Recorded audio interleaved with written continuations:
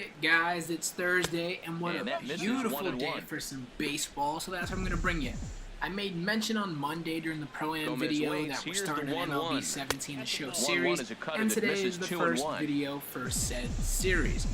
I'm Nick, and it's Thursday, and from now on, for the next few Thursdays, at the very least, you're going to get some MLB 17 gameplay. Now, I got this game the day when it came out, and I really wanted to bring you guys an MLB series, so I tried my hand at editing a video, like a little test run, and these videos, compared to the other videos that, I don't do any super crazy editing, but these videos compared to the other videos, the editing is a totally different beast than anything that I had done before. So I had to drop a video or two that I didn't actually release to you guys, but I had to edit a video or two just to get the feel for it. And so I feel like I got it pretty down packed. I'm going to bring you guys this video. When I was making these videos, I realized the first thing I did was I watched other MLB videos because I wanted to get a feel for how other people did these videos, how they did it. And I realized that a lot of their videos, they show the entire game. There's no cuts, there's no edits, it's just completely the game. And I did not like that, only for the sole reason of I don't think it's, you know, worth a 45 to an hour watch, you know what I mean? Like, when I recorded this game that I'm showing you guys right now, the game was 57 minutes, and, you know, I don't really have the attention span, not that I have the attention span, but I don't want to sit through a video for 57 minutes, and so I was like, I don't want to, I know you guys don't want to, so I'm not going to bring you guys an hour-long videos. Anyway, I am the Texas Rangers going up against the defending World Series champion, the Chicago Cubs. Now, for those of you that don't know, my favorite team is the Yankees. I'm a diehard Yankees fan. But in the game, I like playing with a bunch of teams that I like to watch. And the Rangers, for whatever reason, is one of those teams that I like to watch. They have a very big lineup, and what I mean by that is, you know, they have big bats. They have guys that hit home runs. And then they have, you know, a great 1-2 combo with Yu Darvish and Cole Hamels, not in particular order. And so it's just a lot of fun watching them play. And, you know, you guys will see it in other videos. You know, I played the Yankees a bunch of times. I played them probably the most. I played with the Nationals. I played with the Giants. I just like to play with the teams that I enjoy to watch, and the Cubs are obviously on that list. So I want to try to get into some gameplay. You see here, I got an intentional walk with Mike Napoli. So Rufino Odor is going to step up, and I got the bases loaded.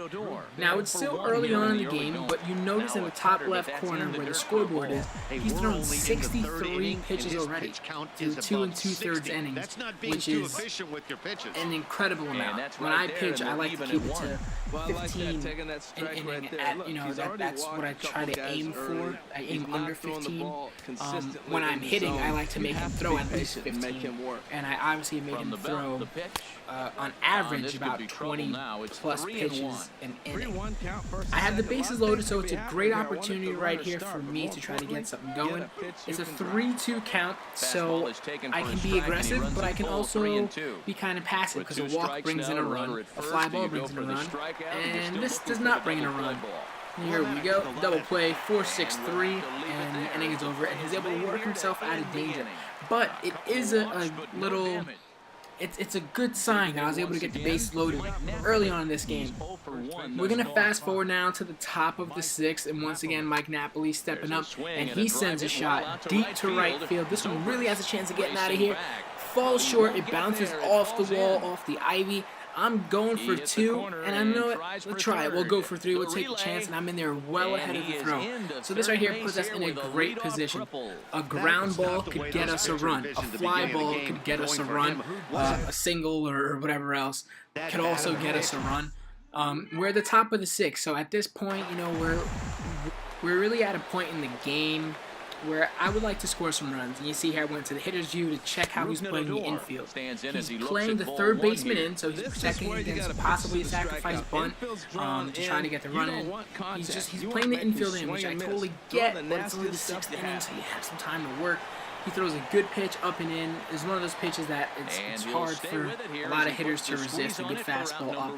I swing, and in instances like that, even though that pitch probably, in all likelihood, would have been a strike, it's not worth it to really swing at those pitches because, you know, you can't really do anything with that. And I have no problem with making an out, but I want it to be a productive out. I need to get that run in from third. He's going to intentionally walk Jonathan Lucroy. Going to bring in Nomar Mazara. I got first and third. Now, remember the last time I had a runner on first and third, I grounded into a double play.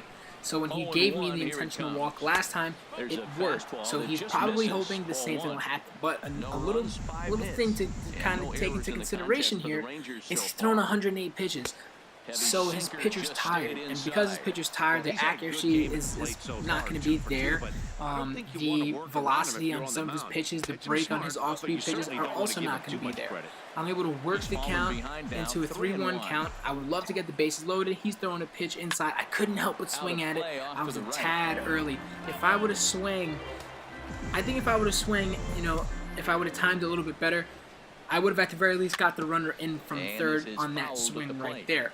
It's a 3-2 count, and some people would have sent the runner to second, but at this point, you know, why not even risk it? It is a fly ball. So I really thought it was a fly ball. He kind of jammed me inside with a fastball, and I couldn't really do much with it. And it was a short little pop out to the second baseman.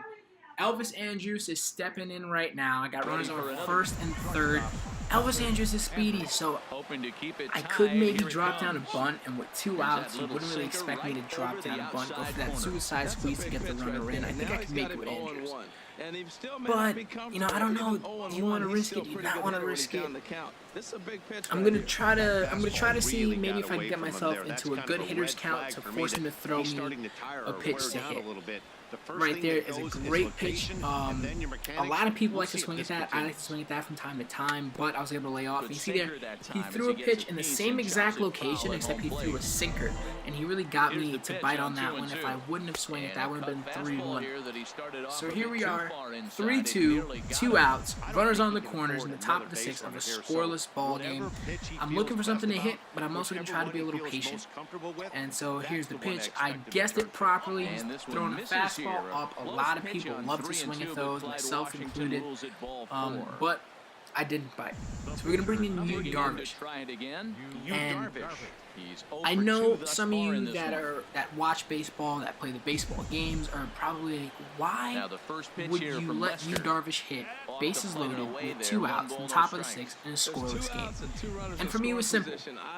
I did not want to bring in a pinch hitter because I wanted to keep Yu Darvish in the game. You know, pitching, I was just absolutely destroying this guy with Yu Darvish.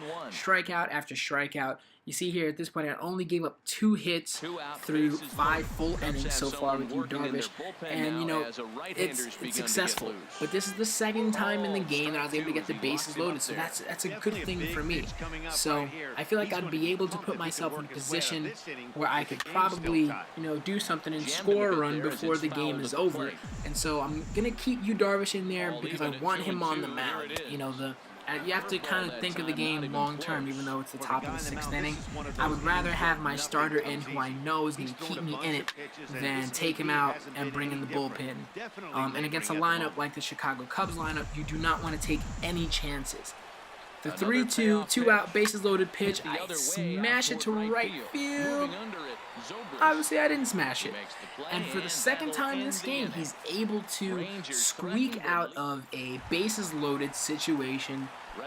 And it's a little bit annoying for me, but at the same time, I'm like, you know, this is a great sign. It's a great sign. There's a shot to Adrian Beltre, who throws the ball away. I try to dive back to the bag. Chris Bryant's able to beat it out, and there's an E5 on Adrian Beltre.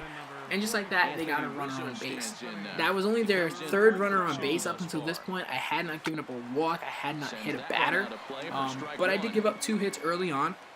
Now they have a runner in first, and it's always tricky because, number one, you know, we're in the top of the 7th, or excuse me, we're in the bottom of the 7th in a scoreless game, so we're getting towards crunch time, so 1 run could literally be the game changer right here.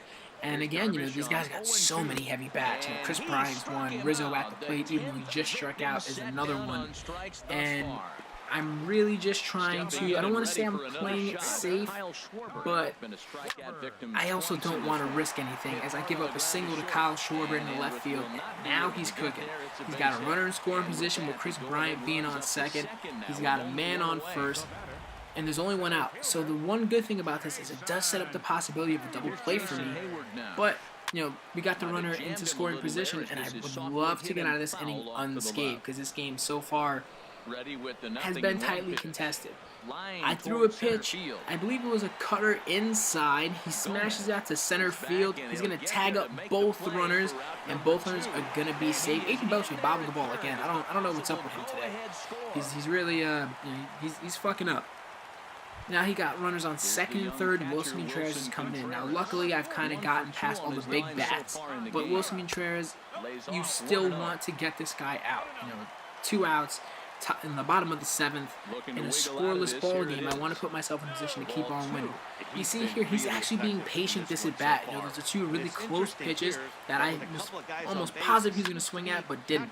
I hung that curveball there. He swung just a little too early, and that was great because that was a pitch that he really could have made me pay for that one.